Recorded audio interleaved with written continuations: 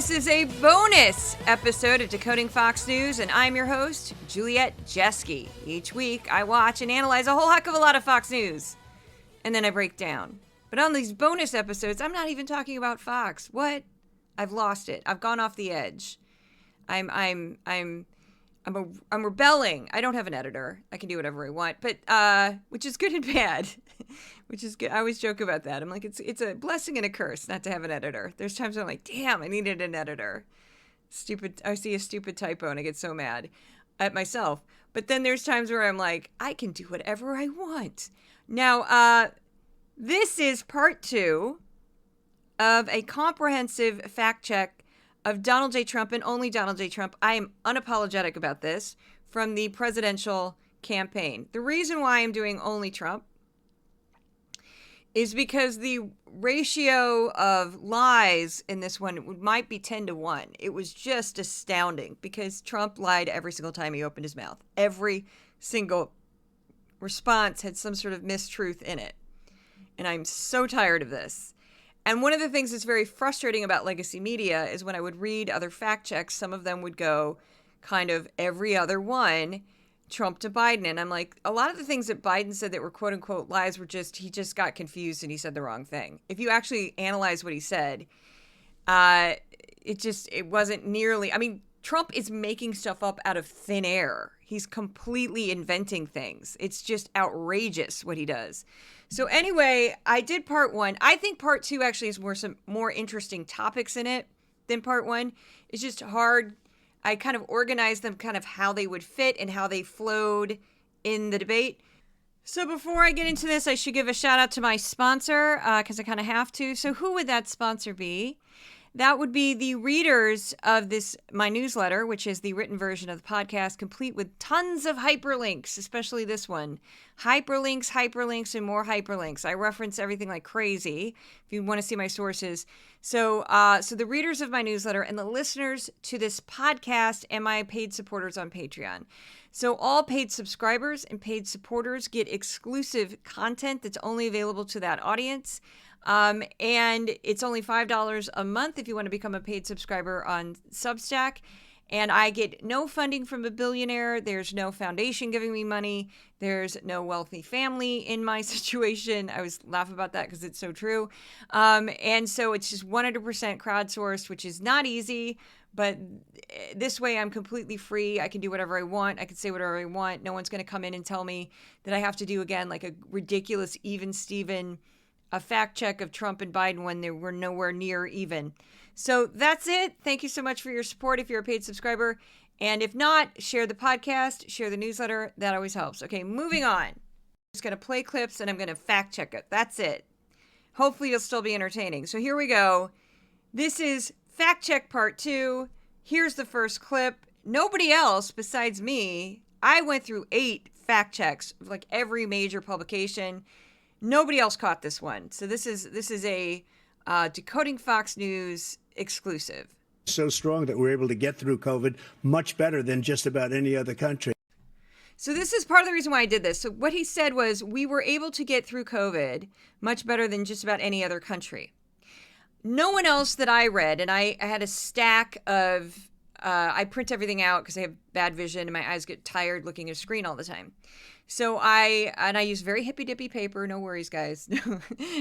Very like the hippiest, dippiest paper, and I recycle everything. Anyway, I print everything out, and I had stacks of fact checks and other references on my desk when I was working on this. I didn't find anybody else call him out on this quote. The reason, and this is classic Trump, this is why I'm explaining it, is he threw that away. That line was a throwaway when he was talking about his tax cuts. And he just threw we had all this extra surplus money, which we didn't. And then he says we were able to get through COVID much better than any other country. So that was a throwaway line, which is, I think, why fact checkers missed it. I didn't, and I immediately was like angry. But then again, I took my time with this, went through this whole entire debate 3 times, beginning to end, 3 times. And I don't think most fact checkers, they just don't have that time. And I do, because again, I'm niche media. I can do whatever I want. So a publication like New York Times, what they did is they had a team of people doing this, and they got it out immediately, which makes sense. They're legacy media. They have a huge subscriber base, that's what they have to do. I get it. I don't. I can do whatever I want. So I can take some time, do this kind of hyper granular, don't miss a single thing. That's what I try to do with this. So anyway, so many experts have argued that Trump's slow response at the start of the pandemic and promotion of misinformation about the disease made things much worse. COVID-19 became politicized with right-wing media outlets, including Fox News, promoting false information about the vaccines, treatments, and the severity of the disease itself. The death rate for COVID-19 was 3 times higher in counties that voted heavily for Trump in the 2020 election than those that voted for Biden. Now, that is not causation, does not equal correlation. There would be other factors. One would be like, how close are you to a hospital? Do you have health insurance? There's a number of things that would factor into if why people died. What's your socioeconomic background? All of that. What's your age? All of that. But it is alarming to see that trend. I'll just say that. Very alarming. And as somebody who lived in New York, it's kind of funny. I just realized I ended part 1 with abortion, and I'm starting part 2 with COVID-19 because I like to bring cheer and joy into your world. Okay, I'm making fun of myself here. I didn't realize I did that. I kind of cut these things up based on how they fit within the parameters of Substack and what I thought was important. That's another thing. So anyway, ha ha ha ha. So here's another one about COVID-19 that he also said. Another fact checker's got this one. Remember, more people died under his administration, even though we had largely fixed it. More people died under his administration than our administration, and we were right in the middle of it, something which a lot of people don't like to talk about. So that one's not a lie, but it's misleading. It's incredibly misleading.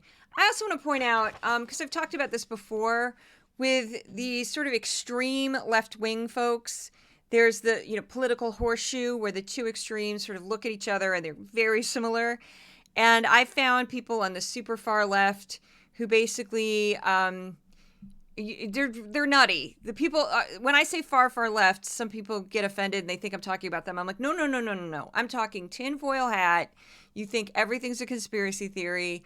You are a super far leftist would make Ilhan Omar look like a Republican. I'm not kidding. I mean, they're like so far left that you scratch your head going, what country do you think you live in? But anyway, some super far leftists will also parrot this exact same statistic about Biden as a criticism of Biden. And they think he didn't handle the pandemic well and that, he was the reason, blah, blah, blah, blah. Okay, fine. Let's break this down. So in 2020, the last year of Trump's presidency, most of the deaths from COVID-19 occurred March onward.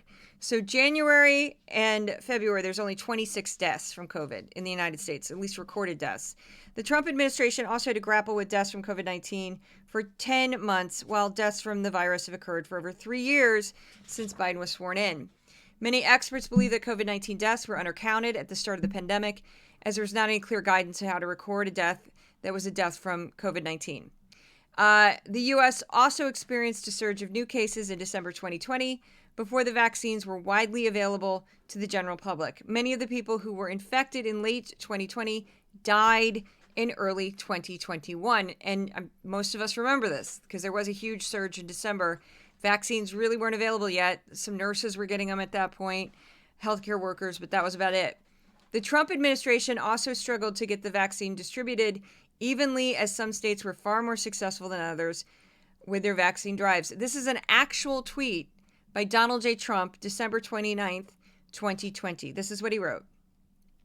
The federal government has distributed the vaccines to the states.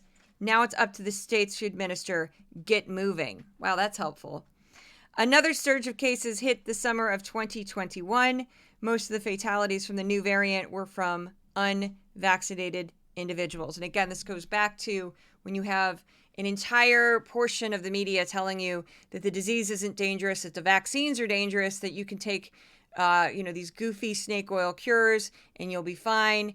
This is what happens. People didn't get vaccinated and they died. And you can see, if you look at the data of that, it's terrifying. The vaccination really did help people from dying. You might still get sick, you might still spread it, but boy, did it cut down on the death rate. It's so dramatic. If you look at the data, it's jaw dropping. So So that's kind of what's going on with that. So yes, it's true. There were more deaths under Biden, but Biden had the disease for three and a half years now. Trump had it for 10 months. And a lot of the people who got sick at the very end of Trump's term actually died at the very beginning of Joe Biden. So it's not fair to it's just ridiculous to compare those two. So next up, we're moving to veterans. And this one is Trump making stuff up again. I had the highest approval rating for veterans taking care of the VA. He has the worst. He's gotten rid of all the things that I approved. Choice that I got through Congress, all of the different things I approved. So this is a classic example of a confusing Trump quote, because he just throws out choice. And it's like, what is he talking about? Now, I remember during his presidency, some journalists called him out for this because he kept doing it. He was basically taking credit for Obama's program.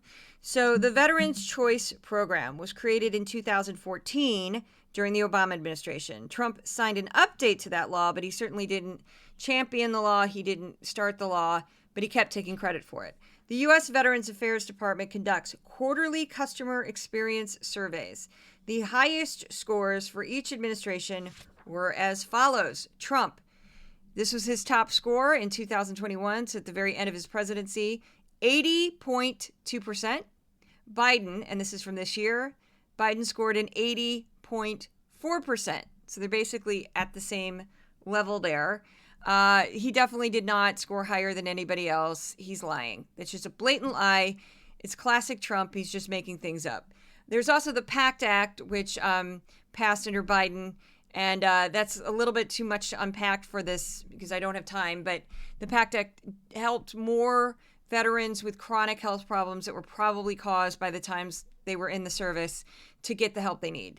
It's not perfect, but it definitely is an improvement. Now we're going to move on. This one was, whoo! I had kind of fun researching this one because I had no idea how detailed this got, how scathing this was. But it's the suckers and losers comment. Here we go. First of all, that was a made-up quote, suckers and losers. They made it up. It was in a third-rate magazine that's failing, like many of these magazines. So every fact checker I referenced pounced on this one. Every single one of them. So this quote was originally published in The Atlantic, which is not a third-rate magazine, but whatever. Jeffrey Goldberg wrote the story. I went to the original source, read it myself, who cited 4 people with first-hand knowledge of the discussion that day reported that Trump canceled a visit to Assan Marine American Cemetery near Paris in 2018 because he didn't think it was important enough. In a conversation with senior staff members on the morning of the scheduled visit, Trump said, "Why should I go to that cemetery? It's filled with losers," Goldberg wrote. In a separate conversation on the same trip, Trump referred to the more than 1,800 Marines who lost their lives at Belleau Wood during World War I as suckers for getting killed. How does this man get away with it? I don't know, because I can totally see him saying that. He's also a draft dodger. So according to reporting by the Washington Post in 2023, John F. Kelly, the former White House chief of staff under Trump, and apparently he'd never addressed this before, and 4-star Marine general, issued a statement to CNN that Trump, and this is kind of odd grammar, I'm going to just quote it directly. I triple-checked this. This is the quote. "Rants our most precious heroes who gave their lives in America's defense are losers and wouldn't visit their graves in France." Trump tried to defend himself by saying that 25 people confirmed his version of events. He later changed that number to 19.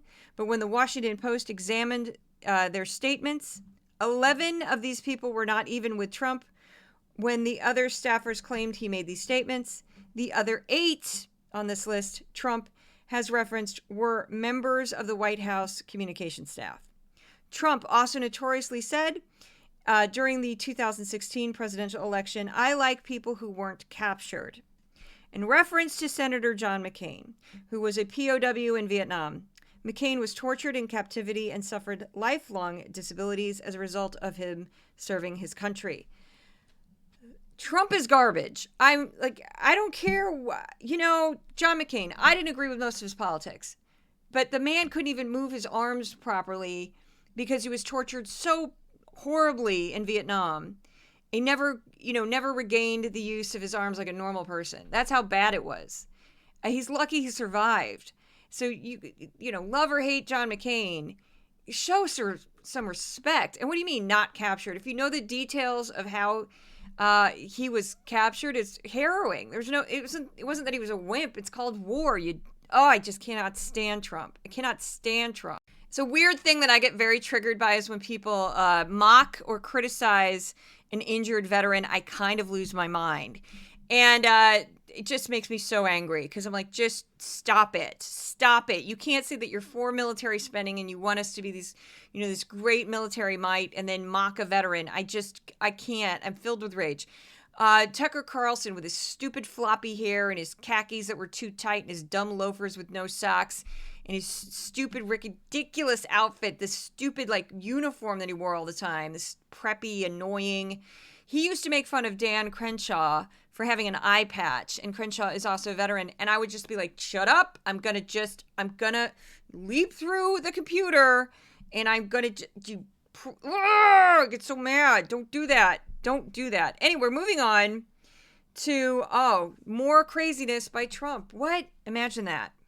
Just like Israel would have never been invaded in a million years by Hamas. You know why?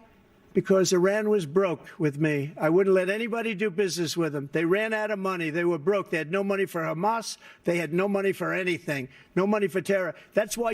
Okay, that is false. Fox News repeats that exact same line often. Iran wasn't broke during Trump's administration, even with U.S. sanctions. I think we're seeing that now with Russia. We have influence, our sanctions, we have influence, but we do not control the world. Still people that will buy and sell stuff with countries even when we have sanctions against them. So Iran still traded with other countries, including Venezuela and China. When Trump withdrew from the Obama-era nuclear agreement, Iran was free to resume its nuclear program. At the very end of his presidency, a leaked UN document showed a sharp increase in Iran's stockpile of enriched uranium. Trump also cannot claim with any certainty that Hamas wouldn't have attacked Israel if he was president at the time. One reason Hamas has given for the timing of its attack was the internal political divisions within Israel, which had nothing to do with the United States. And that has to do with Bibi Netanyahu and his corruption charges and him trying to change the judiciary. And there were protests all over the country because of this. They were massive. There was a lot of unrest, and Hamas saw this and thought, perfect timing. So Trump, just unless you're going to build a time machine, you don't know anything when you say, they would never have if I were president. Shut up. Okay, moving on. We're moving on to another contentious topic, and that would be Ukraine.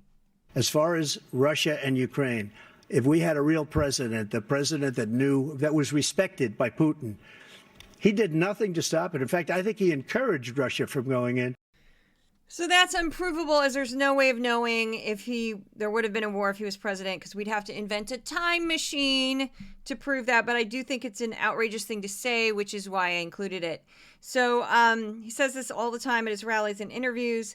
And he portrays himself as some sort of master deal maker, but there's countless examples of his shortcomings in terms of negotiations. So Mexico didn't pay one dime for the border wall. He had no plan for an overhaul for the ACA, which is also known as Obamacare. And he lost multiple businesses due to bankruptcy and has been accused by hundreds of subcontractors.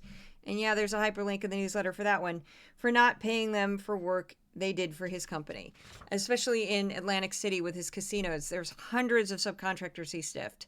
Some experts in the art of deal making have said Trump is especially bad at working out deals with businesses or foreign governments, actually. I will have that war settled between Putin and Zelensky as president-elect before I take office on January 20th. That's just another outrageous promise he's made that he can't back up. That's not possible. Because he's basically, what he's going to try to do is force Ukraine to concede to Russia. He's not indicated anything other than that. He thinks he's this master deal maker and they both love him and he could just sit down and say, ha, ha, ha. We have no leverage against Russia at this point. We've sanctioned them in every way possible. So I'm not really sure what he thinks he's got to make a deal. European countries kind of know that this is coming, and they've already increased their humanitarian and military aid to Ukraine in recent months. So we have our last one on Ukraine. This one is the craziest. Russia, they took a lot of land from Bush. They took a lot of land from Obama and Biden. They took no land, nothing from Trump, nothing. He knew not to do it. He's not going to play games with me. He knew that. I got along with him very well, but he knew not to play games. These are moments where I'm just, again, throwing things at my computer because I'm like, what are you talking about? So I assume he's inferring that Russia was aggressive towards its neighbors during the George W. Bush administration and the Obama administration. I guess that's what he's talking about. The U.S. doesn't have any land in Eastern Europe. It's not our land. So what are you talking about? Because he actually said they took a lot of land from Bush. They took a lot of land from Obama and Biden. What are you talking about? Because we don't have land. That's not our land. It's not our land, you idiot. Okay. I can't stand it. Okay. So here's another one. This is another one. He says this one all the time. And when I'm watching his rallies, which I've done, I just go, just shut up, shut up. This is me. I can reenact it. Me just sitting there like, shut up, shut up. You're lying. You're lying. You're lying. That's a lie. Liar. Okay, anyway. No money for terror. That's why you had no terror at all during my administration. This place, the whole world is blowing up under him. So this is 1,000% false. Complete fiction. Total complete fiction. He knows it because when he was president, he used to talk about one of the terrorist attacks. He brought it up during the State of the Union. So what I'm going to go through is not everything, but it's probably the most high-profile terrorist attacks during the Trump administration. 2017, mass murder, New York City. 8 people were killed in support of ISIS. The person intentionally drove a vehicle into them. Labeled a terrorist attack by the Department of Justice. 2017, a white supremacist traveled to New York City and killed a black man in an attempt to start a race war. He pleaded guilty to multiple charges, including furtherance of an act of terrorism. 2018, pipe bombs. A Trump supporter in Florida mailed pipe bombs to members of the media and prominent Democrats. No one was harmed, but the Department of Justice also labeled it as a domestic terrorist attack.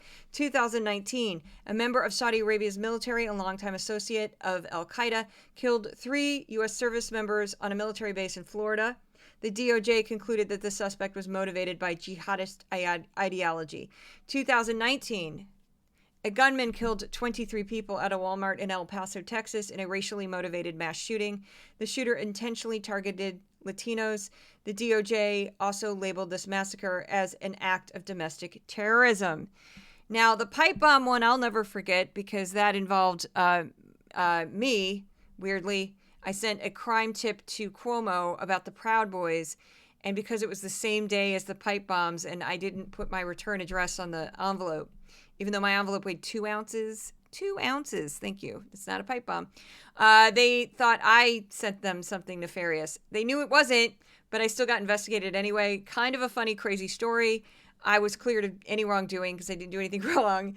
And it's a funny story. That's in my, if you want to see I did a podcast on my sort of journey with the Proud Boys. You can look that up. I go into depth into that. But yeah, I'll never forget the pipe bombs. Anyway, so he's lying. There were plenty of terrorist attacks, unfortunately, during his presidency. It's just like when you have a hostage. We always pay $6 billion for a hostage. Every time we say there's a hostage. We had 2 cases where we paid $6 billion for 5 people. I got 58 people out, and I paid essentially nothing. So false. The U.S. did not pay any country $6 billion for a hostage. The U.S. released $6 billion that South Korea had already paid Iran for oil, but it had been held by banks in Qatar due to U.S. sanctions. The money was released as part of a prisoner exchange with Iran and the United States. And according to the agreement between the U.S. and Iran, the money was only supposed to be spent on humanitarian aid. After the start of the Israel-Hamas war, the money was frozen again and is still held in Qatar. For at least 2 years, Trump has made the claim that he helped secure the release of 58 people without paying or giving up anything. This is not true. For nearly every hostage deal during the Trump administration, several prisoners from foreign countries were exchanged for U.S. citizens. In one negotiation, About 250 Houthi rebels being held in Oman were exchanged for 2 Americans being held in Yemen. Now we have a hostage, a Wall Street Journal reporter, I think a good guy, and he's over there because Putin is laughing at this guy, probably asking for billions of dollars for the reporter. I will have him out very quickly as soon as I take office. Before I take office, I said by literally as soon as I win the election, I will have that reporter out. He should have had him out a long time ago, but Putin's probably asking for billions and billions of dollars because this guy pays it every time. So this one wouldn't be considered a lie, but it is just an outrageous promise that he can't back up. So I assume Trump is referring to Evan Gershkovich, a 32-year-old Wall Street Journal reporter who's been held in Russia on bogus espionage charges. Trump has absolutely no way of knowing if he could broker a deal like this. His reckless statements make it even more unlikely that Russia would release Gershkovich sooner. That's the problem when you're saying stuff like this. Now Trump is like, Putin's like, great, he's even a bigger pawn for me, this poor reporter. There's no indication that Russia is seeking a monetary sum for the release of Gershkovich. The Russian government is more likely seeking some sort of hostage exchange for his release, because that's what they tend to do. Trump's statement could put this poor reporter in greater danger, as Putin could exploit the situation to manipulate Trump. So just stop talking about this. It's horrible. Horrible. By Trump repeatedly saying this, it's just ensuring the young man's going to be stuck there even longer. Got them to put up hundreds of billions of dollars. The Secretary General of NATO said Trump did the most incredible job I've ever seen. They wouldn't have any. They were going out of business. We were spending almost 100% of the money was paid by us. And he's right about this. I said, no, I'm not going to support NATO if you don't pay. They asked me that question. Would you guard us against Russia at a very secret meeting of the 28 states at that time, nations at that time? And they said, no, if you don't pay, I won't do that. And you know what happened?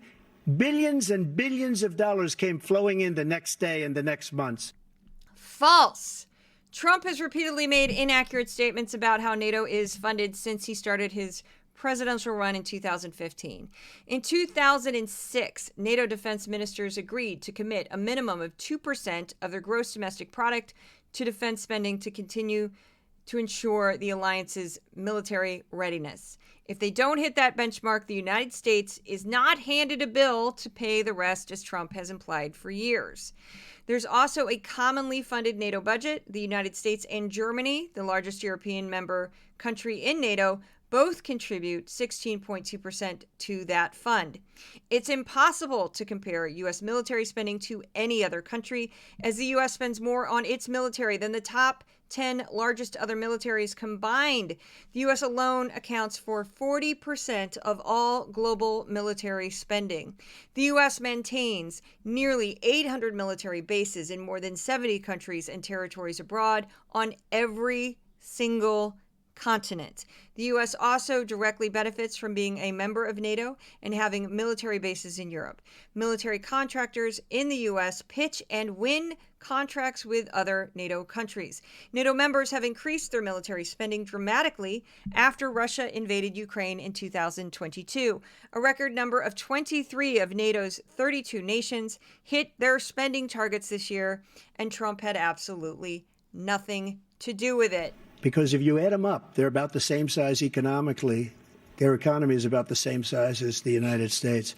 And they were no cars, they don't want anything that we have. But we're supposed to take their cars, their food, their everything, their agriculture. So that is false. Now, the size of the European economy, EU economy, changes, just like ours does. They kind of ebb and flow. But the United States is the largest economy in the world. We are so much bigger than anybody else. It's kind of scary when you look this stuff up. We're just huge.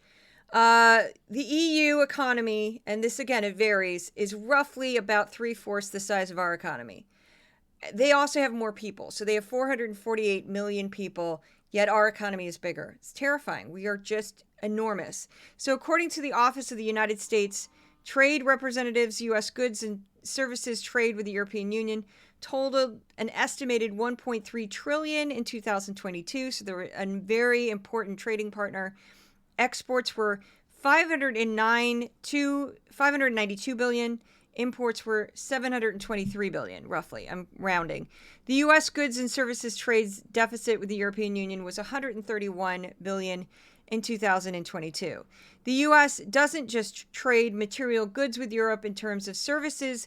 The U.S. has a service trade surplus of an estimated 71.2 billion with the European Union in 2022, down 0% from 2021. Even though the U.S. trade with Europe has a slight imbalance, they are still an important trading partner. And just as a general note, and this does not get enough press, because people talk about trade and they talk about physical goods, the trade imbalance. They're talking about widgets, about, parts, about electronics, about clothing, this sort of thing. The service imbalance, we tend to have a surplus in services. So the United States companies selling services abroad, and a lot of that stuff is really odd. It's like insurance, like you wouldn't think, but yeah, we sell insurance and other services to companies, and we have a surplus. So we're really good at that sort of stuff. Maybe not making plastic blocks, but we're very good at making complex things that we can sell to other companies to help them run their company. And it'll be a service, not a good. So that just FYI. We also sell a lot of heavy machinery, transportation equipment, just equipment in general, medical equipment to Europe.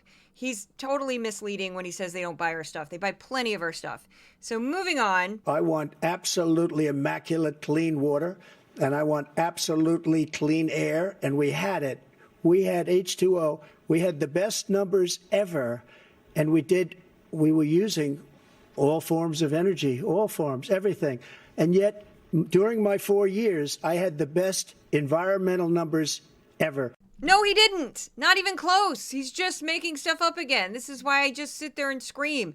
Okay, let's unpack what he said there, because it's so stupid. I want absolutely immaculate clean water, and I want absolutely clean air. And we had it. We had H2O. That's what he just said. He just said the chemical compound of water. Okay, we had it. We did had H2O, Trump. We did had H2O. We had the best numbers ever, and we did. And we were using all forms of energy, all forms. Yeah, we still do. Everything. We still do, Trump. That hasn't changed. And yet, during my 4 years, I had the best environmental numbers ever. What are you talking about? So, Trump cut funding to the Environmental Protection Agency and boasted about cutting 70 regulations meant to protect the environment and slow down climate change. During his administration, according to the EPA Index, a project at Yale and Columbia University, the U.S. ranked number 16 in the world for air quality and number 24 for water quality. The air quality during the Trump administration also declined, the first time in a decade. The most troubling thing about Trump's statement was that he was asked about climate change, not air or water quality. Trump has made several segments where it appears he doesn't think climate change is much of a threat to humanity. Heat records were broken all over the planet last year for the 9th year in a row, with areas experiencing wildfires and droughts that have never had them before. 1/3 of Pakistan, this was a couple years ago, was underwater due to flooding, and we are on track this year for the hottest year on record so far. Climate change isn't an abstract idea. We are currently living at the start of what could be a climate catastrophe. I'm hardly a radical climate activist over here.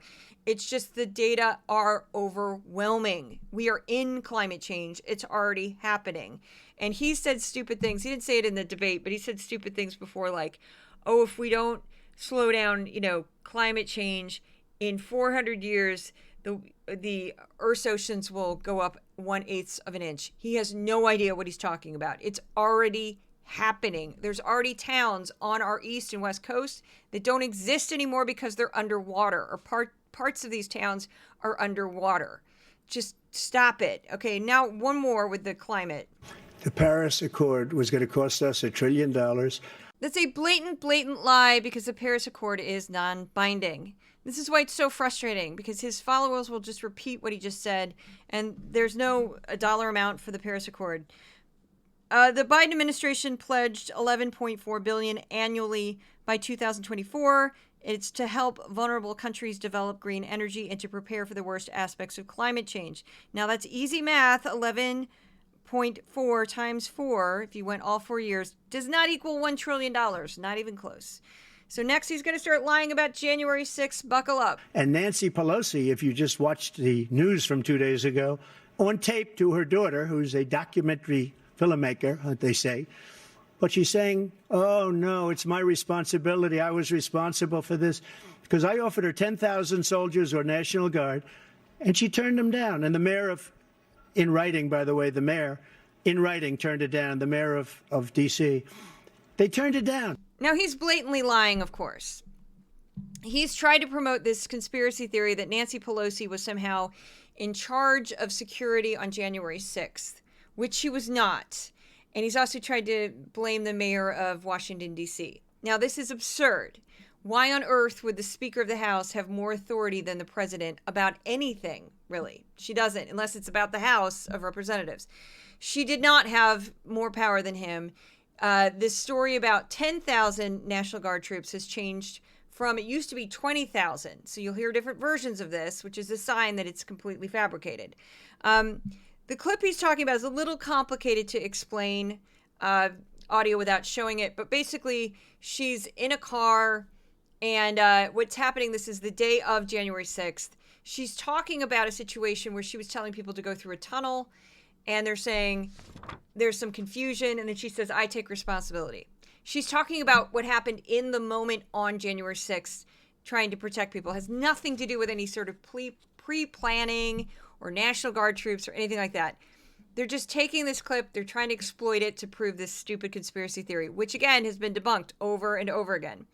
So both Pelosi and Mitch McConnell were trying to contact the National Guard for support, and it was ultimately Vice President Mike Pence who called in the National Guard while Trump was allegedly in the White House dining room watching the whole thing on a television. So as people were smashing windows and screaming, hang Mike Pence and where's Nancy, Trump couldn't be bothered. They've promoted this idea. It's absolutely ridiculous. And then there's another part to it. Christopher Miller, who was supposed to be at the meeting, according to Trump, where they hatched this plan to add 10 to 20,000, depending on which version of the story you've heard, National Guard troops to January 6th. He's actually said that didn't happen. And he actually said this under sworn testimony. He said that never gave him a formal order to have 10,000 troops ready to deploy at the Capitol on January 6th. And again, this is the Trump's acting Secretary of Defense. There's an actual clip of this, him saying this sworn testimony to the Select Committee on January 6th. So yes, sworn testimony, Christopher Miller saying this didn't happen. So more on January 6th. One other thing. The Unselect Committee, which is basically two horrible Republicans that are all gone now, out of office, and Democrats, all Democrats, they destroyed and deleted all of the information they found because they found out we were right. We were right. And they deleted and destroyed all of the information. They should go to jail for that. So this is classic Trump nonsense in that it is so outlandish that it was difficult to even fact check this. I remember when he first started saying this, I couldn't even find sources on it because it was basically, it's complete fiction, complete and utter fiction. So the Democratic chair of the committee made a statement, this is where it's coming from, that some sensitive materials were withheld from the House archive to protect witnesses. Nothing about destroying anything, nothing whatsoever. The special counsel investigating Trump for his attempt to overturn the 2020 election said that the withheld materials have already been provided to Trump as part of discovery in the case. So what are you talking about? We're just making stuff up because we're Donald J. Trump. That's what we do. And moving on to weaponization of the justice system. All the fun. Including weaponization, which I'm sure at some point you'll be talking about, where he goes after his political opponent because he can't beat him fair and square. So although Trump has made these claims before he was even criminally charged, he has no evidence to support it. In the two cases, the charges against Trump came from local and state prosecutors.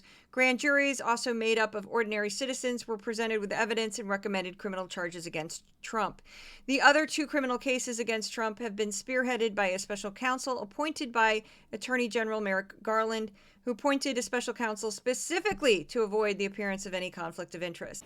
Give you a minute, sir. I didn't have sex with a porn star, number one. Okay, just humiliating for so many reasons. My sister's talked about this at length because she's a criminal defense attorney. The fact that he wouldn't even admit to that basic fact of the case is so pathetic, because there was evidence that he did, that there was evidence that all of it.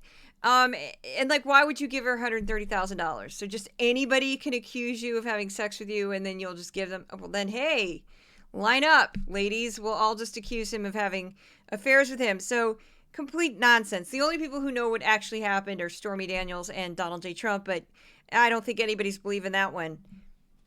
Number two, that was a case that was started and moved. They moved a high-ranking official, a DOJ, into the Manhattan DA's office to start that case. So that is absolutely false. The criminal case brought against Donald J. Trump in Manhattan started with an investigation by Cy Vance Jr., a former prosecutor. Then Manhattan District Attorney Alvin Bragg decided to pursue the case because he came in later. Matthew Colangio left the Department of Justice to work for Bragg. And apparently this happens all the time. There's people jumping around all the time in these different offices. He had been serving as acting associate attorney general, the third ranking position at the DOJ, when Colangio joined the case after Bragg had started working on it. There is no evidence that anyone in the Biden administration or the Department of Justice instructed or forced Colangio to work on the case. Trump was convicted of 34 felony charges and is awaiting sentencing, which is scheduled for July. Now we move on to everybody's favorite topic, Hunter Biden, and I'm saying this with the utmost sarcasm. Here we go. At a very high level. His son is convicted, going to be convicted probably numerous other times. Should have been convicted before, but his Justice Department let the statute of limitations lapse on the most important things. So Trump and his Republican supporters have invented any number of charges against Hunter Biden, but so far haven't found much of anything besides the gun violations the president's son openly admitted to committing in his memoir, and a failure to pay his taxes while he was in the throes of addiction. The probe into Hunter Biden's tax violations began in 2018 when Donald J. Trump was president. Okay, they keep getting that one wrong. We're moving calendars.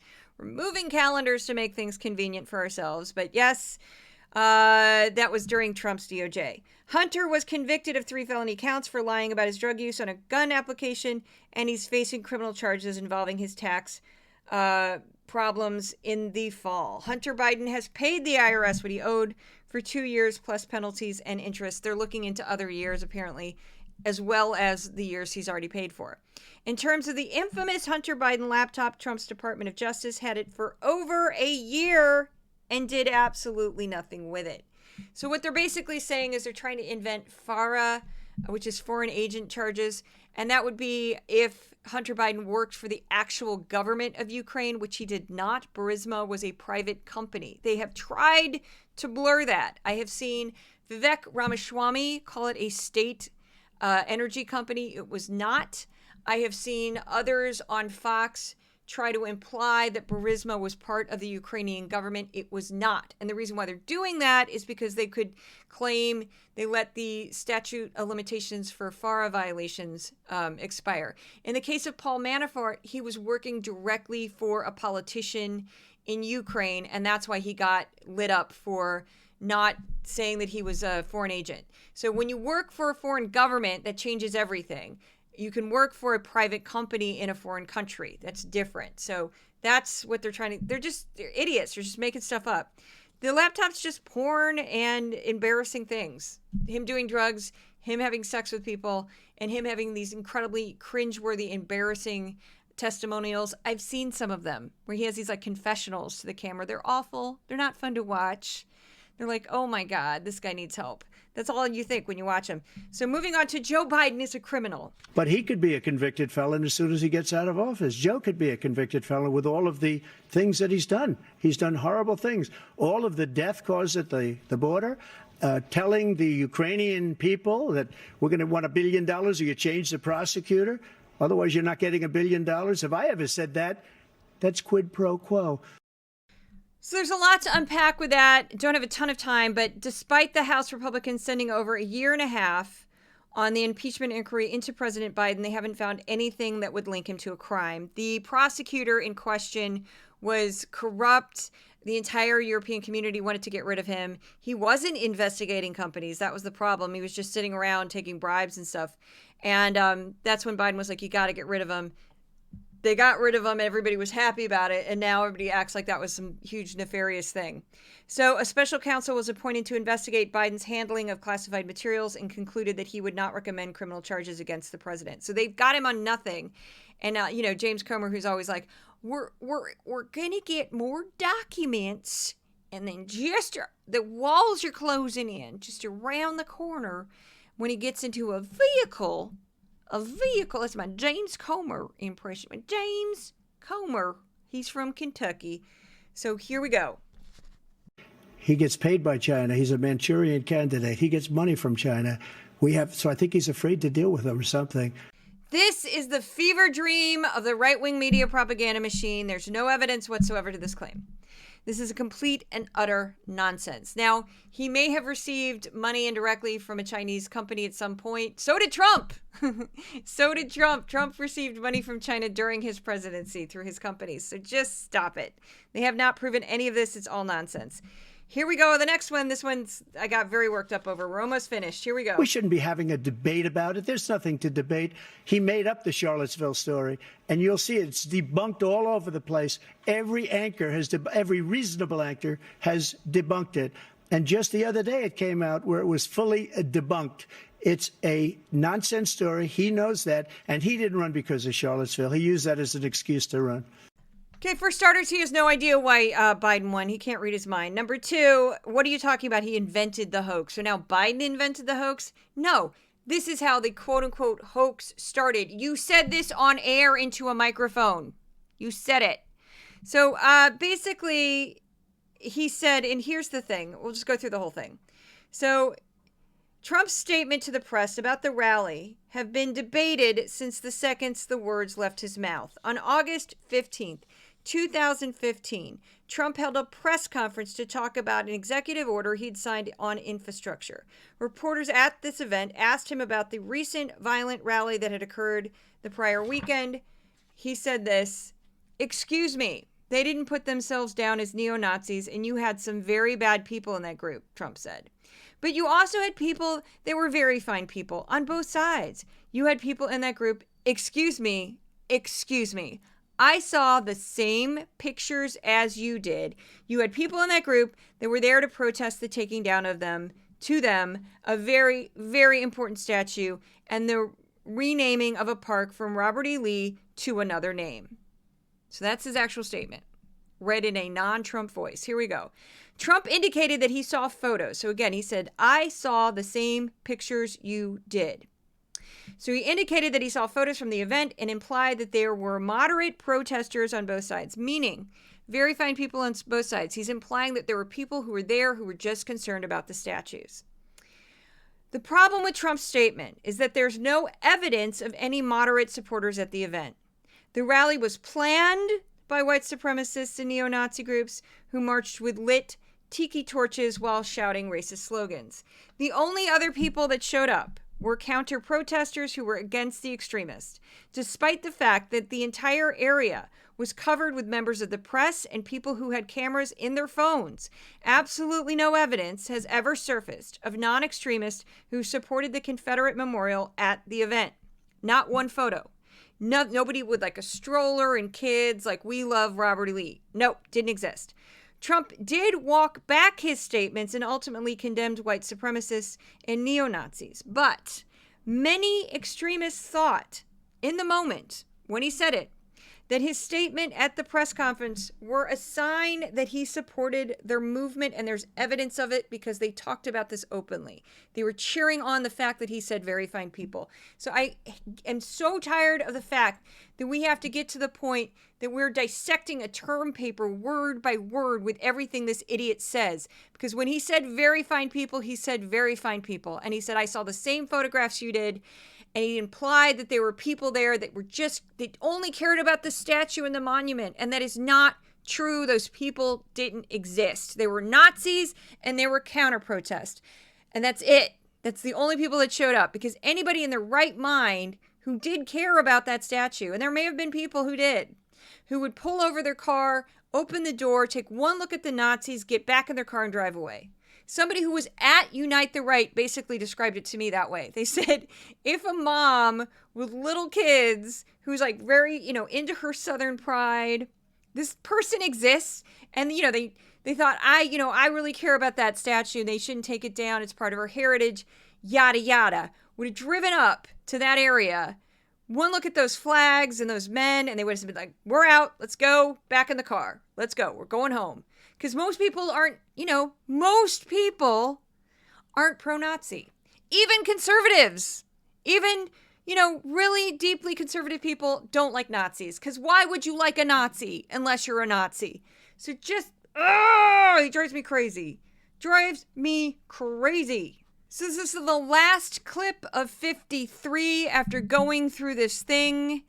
90 minutes where I went through 3 times and cut this thing up into 53 statements. 53 statements by Donald J. Trump. Help me now. I'm going to go hang out with Odin, take a nap once I upload this.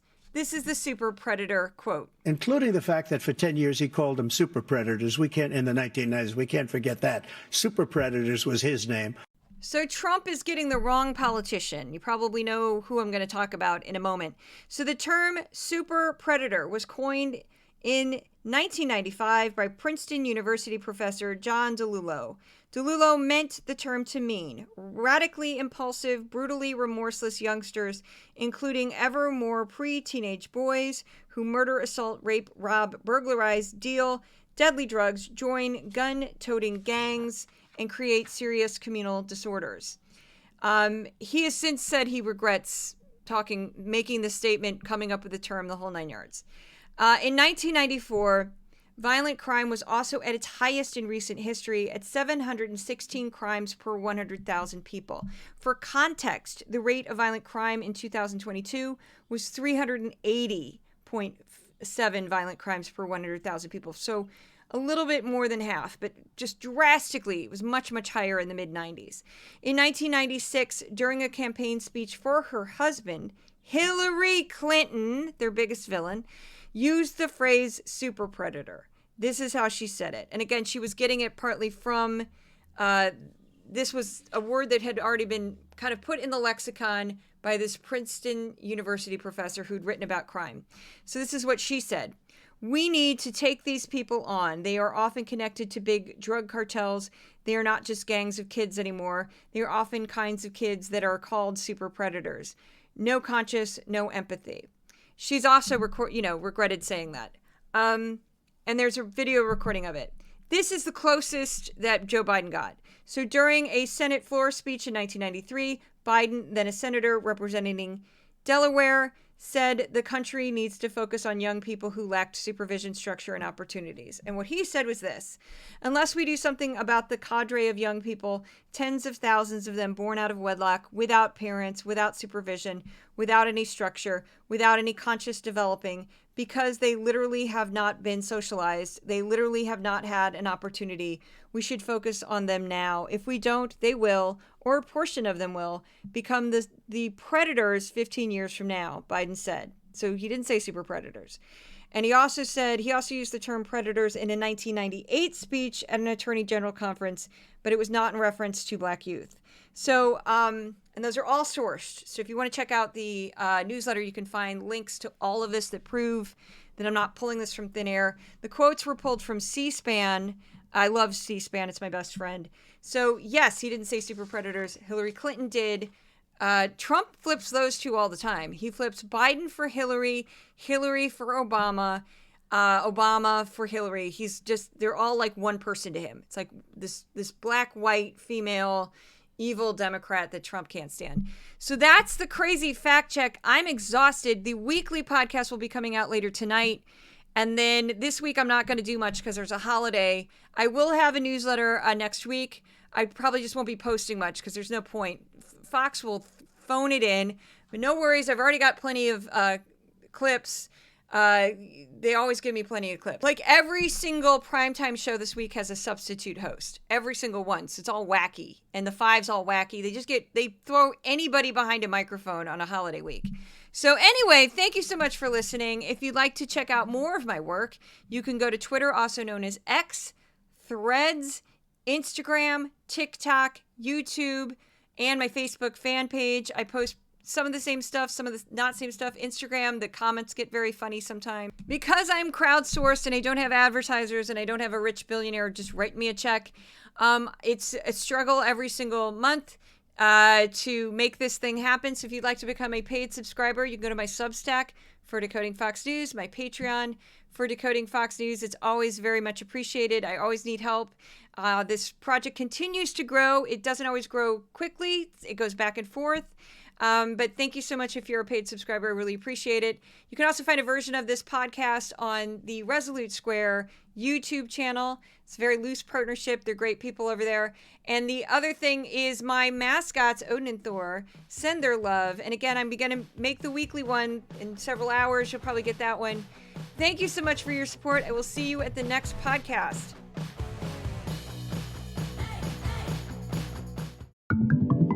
Resolute Square.